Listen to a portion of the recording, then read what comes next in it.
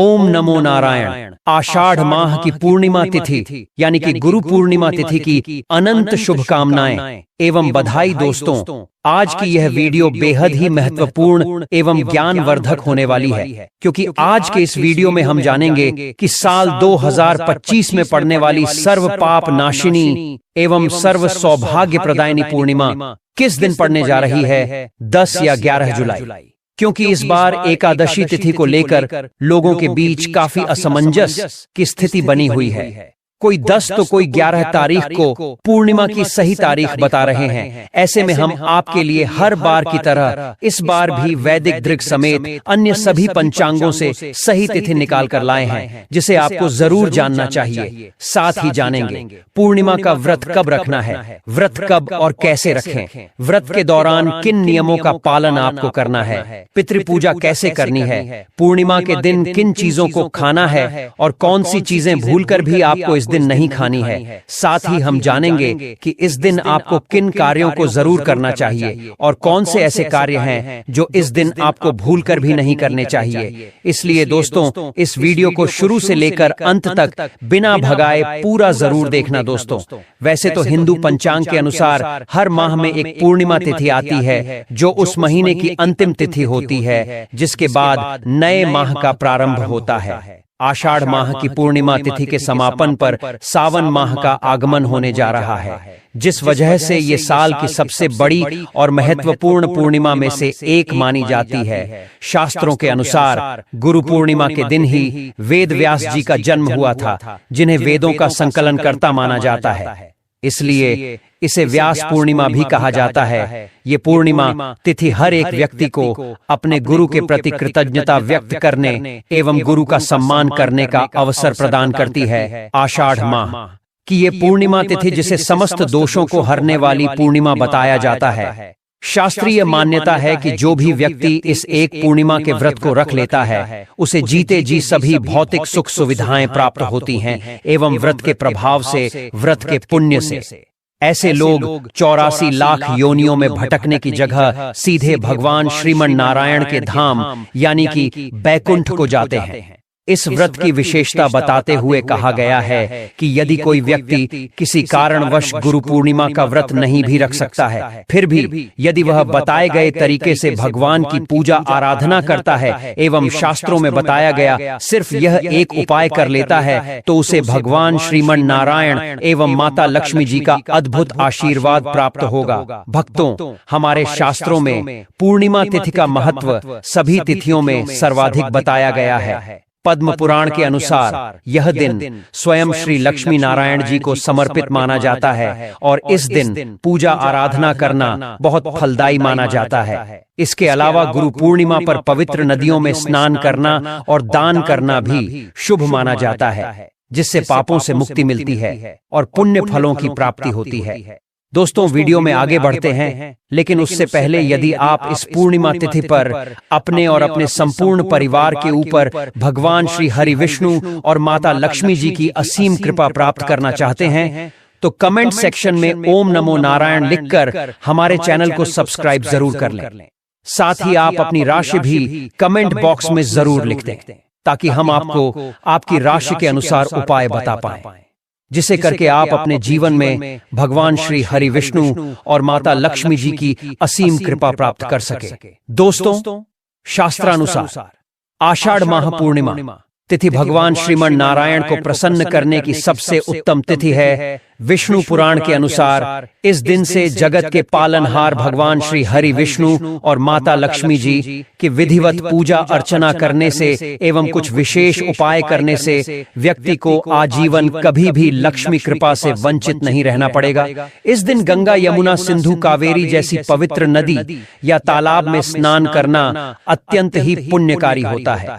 साथ ही इस दिन जो भी मनुष्य भगवान श्री हरि विष्णु जी की पूजा आराधना करता है एवं हमारे शास्त्रों में बताए गए इस एक चीज को भगवान श्रीमन नारायण और माता लक्ष्मी जी को समर्पित करता है, तो सिर्फ इतना करने मात्र से ही उसे संपूर्ण पूर्णिमा के फल की प्राप्ति हो जाएगी। देखिए दोस्तों, श्रीमद् भागवतम के अनुसार जिस भी व्यक्ति को अपने जीवन में धन संपदा, सुख, समृद्धि, शांति आदि चाहिए, भगवान श्री हरि जी के साथ साथ माता लक्ष्मी जी की विशेष कृपा भी चाहिए। उसे प्रत्येक पूर्णिमा का व्रत जरूर करना चाहिए। लेकिन यदि सभी पूर्णिमा का व्रत करना संभव ना हो तो कुछ खास पूर्णिमा तिथि जैसे कि आषाढ़ पूर्णिमा का व्रत तो प्रत्येक मनुष्य को जरूर रखना चाहिए। वहीं शास्त्रीय मान्यता है कि इस दिन जितना भगवान श्रीमन नारायण पूजा पाठ व्रत उपवास से प्रसन्न होते हैं, उससे कई ज्यादा प्रसन्न सिर्फ इस एक चीज के दान से हो जाते हैं। इसलिए यदि व्रत उपवास करते हैं तो बहुत अच्छी बात है, पर यदि व्रत नहीं भी रखते हैं तो कम से कम गुरु पूर्णिमा के दिन इस एक चीज का दान अपने और अपने पूरे परिवार की सुख समृद्धि के लिए जरूर करें।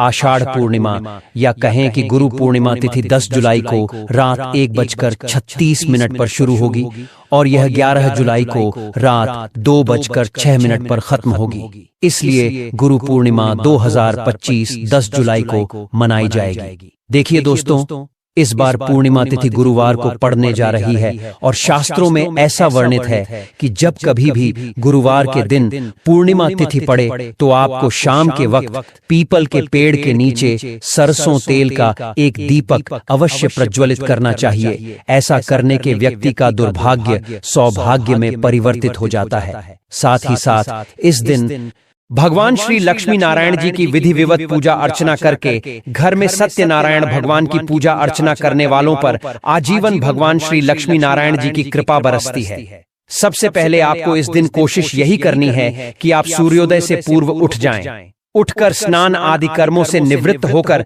भगवान के मंदिर को साफ करें, भगवान को स्नान कराएं, उनका पंचामृत से अभिषेक करें, फिर गंगा जल से शुद्ध करके भगवान के श्री विग्रह अथवा चित्र को पीले वस्त्र पहनाएं एवं सुंदर पीले फूलों की माला उन्हें अर्पित करें। फिर भगवान श्री लक्ष्मी नारायण के सामने या लड्डू गोपाल के सामने बैठकर आपको पूर्णिमा तिथि के व्रत को करने का संकल्प लेना है, जिसके लिए सबसे गुरु पूर्णिमा के दिन प्रातःकाल जल्दी उठकर स्नान करें और स्वच्छ वस्त्र धारण करें।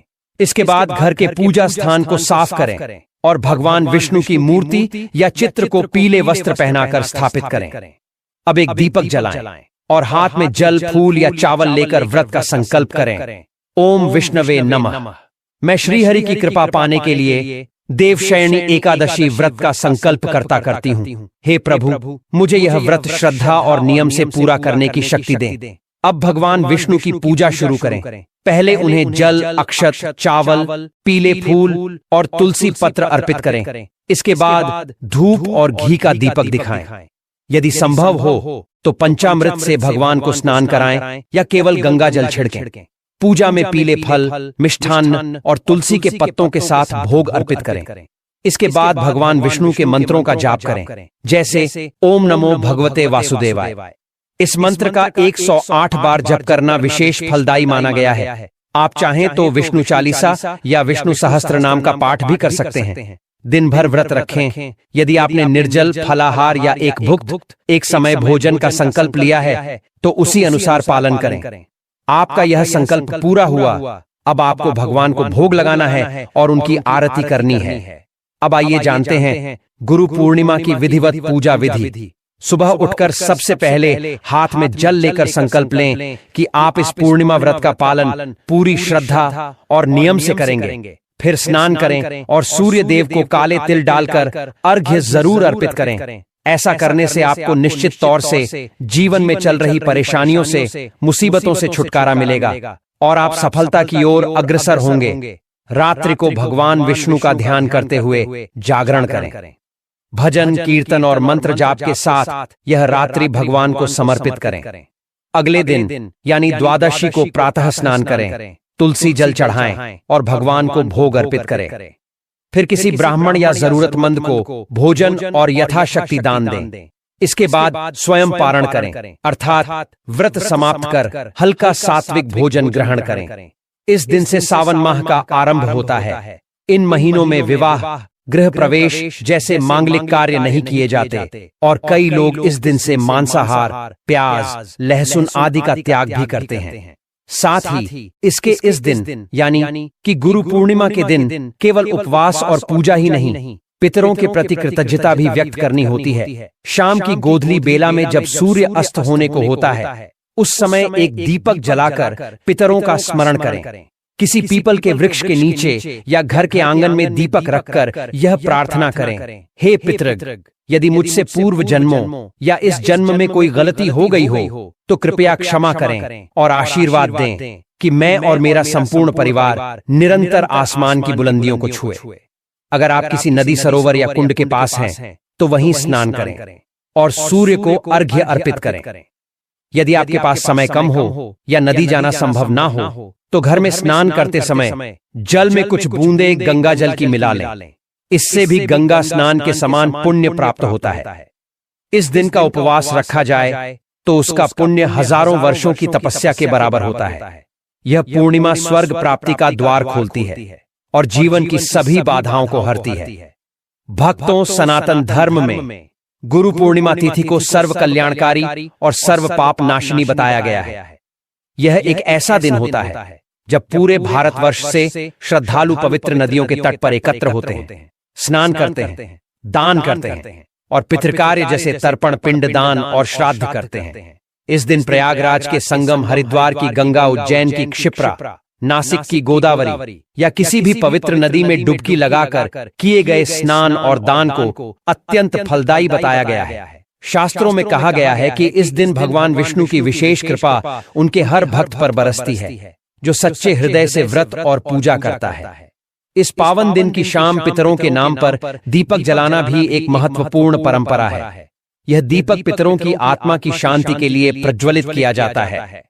तो आइए भक्तों, अब हम इस वीडियो में आगे बढ़ते हैं और आपको विस्तार से एक एक जानकारी बताते हैं। कृपया वीडियो को अधूरा न छोड़ें। कई लोग सिर्फ भागों में देख लेते हैं और फिर कहते हैं कि उन्हें फल प्राप्त नहीं हुआ। याद रखिए, आधी श्रद्धा और अधूरा समर्पण कभी पूर्ण फल नहीं देता। इसलिए इस वीडियो को अंत तक ध्यान से देखें ताकि आप इस पूर्णिमा की संपूर्ण कृपा के पात्र बन सकें। और हाँ, अगर आप हमारे चैनल पर नए हैं तो इसे अभी सब्सक्राइब करें और इस वीडियो को एक लाइक भी जरूर कर दें। भक्तों, 2025 में गुरु पूर्णिमा तिथि पर यदि मुहूर्त अनुसार कार्य किए जाएं तो कार्य संपन्न होने की संभावना कई अधिक बढ़ जाती है। इस दिन यदि बात करें सबसे अच्छे मुहूर्त यानी कि अभिजीत मुहूर्त की, तो सुबह 4:30 से पूरे दिन बहुत ही अच्छा मुहूर्त रहने वाला है। अब आइए जानते हैं गुरु पूर्णिमा की विधिवत पूजा विधि। दोस्तों, ये पूर्णिमा स्वर्ग प्राप्ति का द्वार खोलती है और जीवन की सभी बाधाओं को हरती है। इसी के साथ दोस्तों, चलिए अब हम विस्तार से जानते हैं कि इस अत्यंत शुभ और पुण्यदायक तिथि गुरु पूर्णिमा के दिन आपको किन वस्तुओं का दान करना चाहिए, किन का नहीं करना चाहिए और वह कौन से कार्य हैं जिन्हें इस दिन किसी भी महिला अथवा पुरुष को भूलकर भी नहीं करना चाहिए। यह दिन केवल एक तिथि नहीं है, यह एक ऐसा अवसर है जो हमें अपने भीतर झांकने, आत्मविश्लेषण करने और अपने जीवन को सुधारने का एक दिव्य अवसर प्रदान करता है।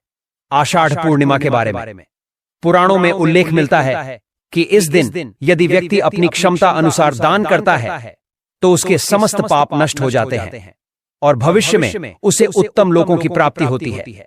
इस दिन सबसे पहले शुद्ध मन से स्नान आदि के पश्चात भगवान विष्णु या सत्यनारायण की पूजा करनी चाहिए और फिर जो भी दान करें वह सच्चे हृदय से करें।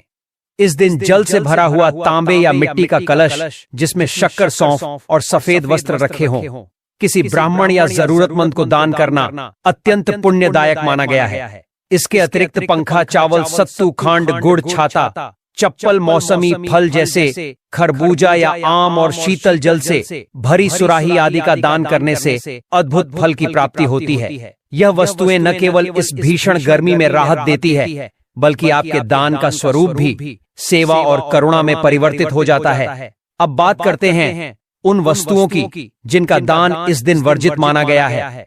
लोहे की वस्तुएं, धारदार या नुकीली चीजें, पुराने फटे कपड़े, किसी और का उपयोग किया हुआ सामान या ऐसा कोई उपहार जिसमें अपमान या तिरस्कार झलकता हो, इनका दान वर्जित है। यदि आप किसी को ऐसा सामान दान करते हैं जो उपयोग के लायक नहीं है या फिर जिसे देखकर दूसरा व्यक्ति अपमानित महसूस करे तो वह दान नहीं बल्कि पाप कहलाता है। शास्त्रों में स्पष्ट कहा गया है, अपात्र दत्तम दानम दुखाय कल्पते, अर्थात यदि आप गलत पात्र को या अनुचित सामग्री का दान करते हैं तो वह आपके लिए विपरीत फल ला सकता है। अब आते हैं सबसे महत्वपूर्ण विषय पर, इस दिन किन कार्यों से आपको बचना चाहिए। सबसे पहले तो इस दिन का मूल भाव ही है संयम, पवित्रता और तपस्या। इसीलिए किसी भी प्रकार का वासना से युक्त व्यवहार, क्रोध, लोभ, हिंसा और दूसरों की निंदा या अपमान इस दिन सर्वथा वर्जित माने गए हैं। विशेष रूप से स्त्रियों और पुरुषों को इस दिन अपने विचारों और कर्मों में पवित्रता बनाए रखनी चाहिए। शास्त्रों में यह भी बताया गया है कि इस दिन किसी भी प्राणी को कष्ट पहुंचाना, जैसे जानवरों को मारना या पेड़ पौधों को अनावश्यक काटना, बड़ा दोष माना जाता है। मांसाहार, मद्यपान या किसी भी प्रकार की वासनात्मक प्रवृत्ति से जुड़ा कार्य, जैसे फिल्में देखना, अश्लील सामग्री पढ़ना या देखना, अभद्र भाषा का प्रयोग करना, यह सब आपके पुण्य को समाप्त कर देते हैं। इस दिन खासकर पति पत्नी को संयम का पालन करना चाहिए और ब्रह्मचर्य व्रत का पालन करना श्रेष्ठ माना गया है।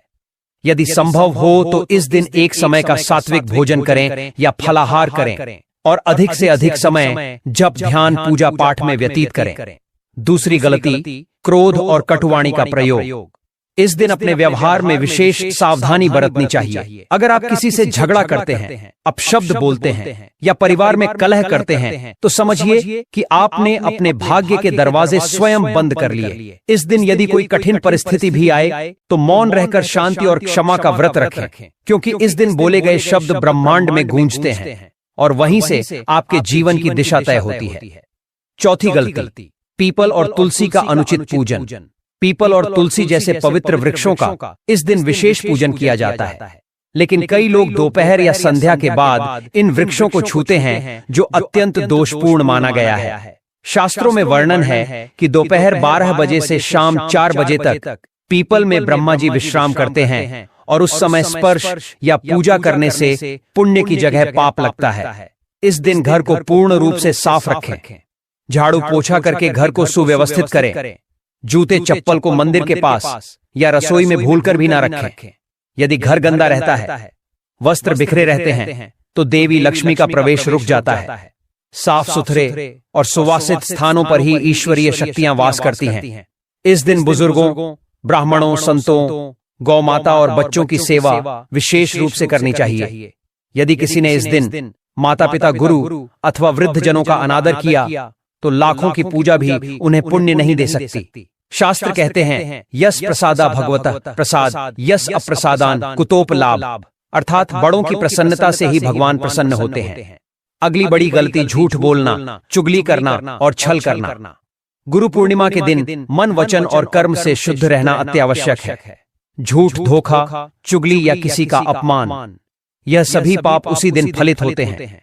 यदि कोई भक्त केवल बाहरी पूजा कर रहा है लेकिन भीतर से छल और पाखंड से भरा हुआ है तो उसकी पूजा भगवान श्री हरि स्वीकार नहीं करते। इस दिन गरीबों को अन्न, वस्त्र, जल, छाता, चप्पल, फल और मिष्ठान का दान करना अत्यंत शुभ होता है, लेकिन जो लोग इस दिन दान नहीं करते उनके भाग्य में दरिद्र बना रहता है, क्योंकि आषाढ़ की गर्मी में किसी प्यासे को जल पिलाना लाखों हवन करने के बराबर फल देता है।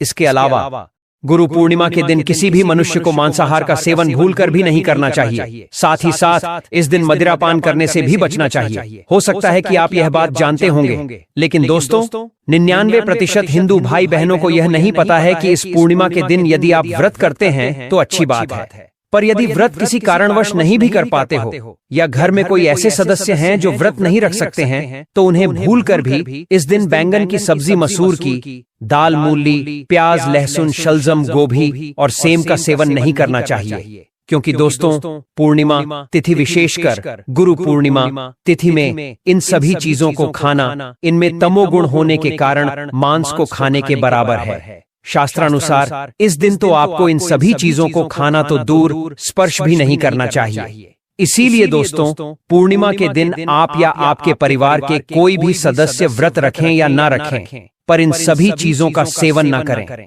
गुरु पूर्णिमा के दिन पूर्ण सात्विक भोजन ही करें। यहाँ तक कि जो लोग पान अथवा पान मसाला, गुटखा, सिगरेट आदि चीजों का सेवन करते हैं उन्हें भी कम से कम इस एक दिन इन नशीली चीजों से दूरी बनाकर रखनी चाहिए। इस दिन किसी भी प्रकार की नशीली चीजों का सेवन करने से घर में अशांति आती है और भगवान नारायण नाराज हो जाते हैं। भक्तों, हमारे हिंदू धर्म में यह सिर्फ एकमात्र पूर्णिमा तिथि है जिसको करने के बाद प्राप्त पुण्य से व्यक्ति का जीवन बदल जाता है। इसके अलावा पूर्णिमा के दिन किसी भी तरह की यात्रा नहीं करनी चाहिए। मतलब यदि आप इस दिन कहीं घूमने के लिए जा रहे हैं तो एक दिन बाद चले जाएं, क्योंकि यह दिन मौज मस्ती करने के नहीं बल्कि भगवान श्री हरि विष्णु एवं माता लक्ष्मी जी की पूजा करके उनका आशीर्वाद प्राप्त करने का होता है। हाँ, लेकिन कोई बहुत ही ज्यादा जरूरी आपको कोई कार्य है या फिर आपको अपने काम के सिलसिले में कहीं जाना पड़े तो अलग बात है। तो दोस्तों, यदि आप इस गुरु पूर्णिमा के दिन अपने जीवन में माता लक्ष्मी जी की असीम कृपा प्राप्त करना चाहते हैं तो हम आपके लिए स्कंद पुराण, श्रीमद् भागवतम एवं श्री शिव महापुराण से उपाय ढूंढ कर लाए हैं। तो बहुत ध्यान से सुनिएगा। देखिए दोस्तों, श्रीमद् भागवतम के अनुसार गुरु पूर्णिमा के दिन यदि संभव हो तो किसी नदी, तालाब, पोखर में जाकर के मछलियों को आटे की गोली खिलानी चाहिए। इससे व्यक्ति को सुख समृद्धि में वृद्धि मिलती है। साथ ही साथ स्कंद पुराण के अनुसार इस दिन अपने पितरों के लिए आपको तर्पण जरूर करना चाहिए एवं किसी ब्राह्मण या गरीब जरूरतमंद को भोजन जरूर खिलाना चाहिए। लेकिन भूलकर भी उनको भोजन कराते वक्त अपने मन में अहंकार न आने दें कि यह भोजन आप करवा रहे हैं। यह सब कार्य प्रभु ही करते हैं, हम तो बस निमित्त मात्र हैं। मन में यह भावना रखकर भोजन कराने से व्यक्ति के पूरे जीवन में उसे अन्न धन की कमी नहीं होती। वहीं दोस्तों, शिव महापुराण के अनुसार पूर्णिमा जैसी शुभ तिथि पर आपको भगवान भोलेनाथ के शिवलिंग पर एक लोटा जल अवश्य चढ़ाना चाहिए एवं शाम के वक्त भगवान शिव के मंदिर में शिवलिंग के समक्ष एक घी का दीपक भी अवश्य प्रज्वलित करना चाहिए। क्योंकि दोस्तों, सिर्फ एक बार शिव मंदिर में रोशनी करने के बाद प्राप्त पुण्य से कुबेर धन एवं समृद्धि के देवता बन गए थे। इसीलिए दोस्तों, गुरु पूर्णिमा की शाम अपने एवं अपने पूरे परिवार के नाम शिव मंदिर में एक दीपक अवश्य ही प्रज्वलित करना। साथ ही साथ दोस्तों, शास्त्रों में ऐसी मान्यता है कि जो भी व्यक्ति गुरु पूर्णिमा की शाम किसी भी नदी, तालाब, झील में दीपक प्रज्वलित करता है उसे अपने जीवन में चल रहे सभी प्रकार के दोषों से मुक्ति मिल जाती है एवं पितरों की विशेष कृपा व्यक्ति को प्राप्त होती है। साथ ही साथ दोस्तों, गुरु पूर्णिमा भगवान भोलेनाथ को भी अति प्रिय है, क्योंकि इस संसार में सबसे बड़े कोई वैष्णव कोई हैं तो वो भगवान भोलेनाथ ही हैं। और भगवान भोलेनाथ पशुपतिनाथ भी कहे जाते हैं, यानी कि पशुओं के स्वामी भगवान श्री भोलेनाथ को ही कहा गया है। इसलिए इस दिन आपको किसी भी बेजुबान पशु को सताना नहीं चाहिए एवं गौ माता के सर पर तिलक लगाकर उन्हें घर की बनी ताजी रोटी एवं हरी घास आवश्यक खिलानी चाहिए। एवं यदि संभव हो तो अपने गली मोहल्ले के कुत्ते को आपको इस दिन रोटी जरूर खिलानी चाहिए, क्योंकि कुत्ते भगवान काल भैरव के वाहन यानी कि सवारी के रूप में जाने जाते हैं और काल भैरव भगवान शिव के ही एक अवतार हैं। इसलिए इस दिन कुत्तों को रोटी खिलाकर कि आप अपने जीवन को बेहद कल्याणकारी बना सकते हैं। सिर्फ इस एक उपाय से आपके जीवन में चल रहे सभी प्रकार के दोषों से मुक्ति मिल सकती है। साथ ही साथ दोस्तों, प्यासे को पानी पिलाना अत्यंत ही पुण्य का काम है। कहा जाता है कि सिर्फ एक व्यक्ति की प्यास बुझाने से मनुष्य के कोटि पाप कर्म नष्ट हो जाते हैं। इसलिए पूर्णिमा के दिन आपको अपने घर के आसपास चौक चौराहों पर या मंदिरों में अपनी सामर्थ्य अनुसार शरबत जरूर बांटना चाहिए एवं घड़े में ठंडा जल भरकर भी रख देना चाहिए, जिससे प्यासों की प्यास बुझ जाए एवं बेजुबान जानवरों एवं पक्षियों के लिए भी छाव वाले स्थान पर पानी की व्यवस्था कर दें। देख लेना दोस्तों, आपके द्वारा किया गया सिर्फ इतना सा उपाय आपकी जिंदगी बदल देगा।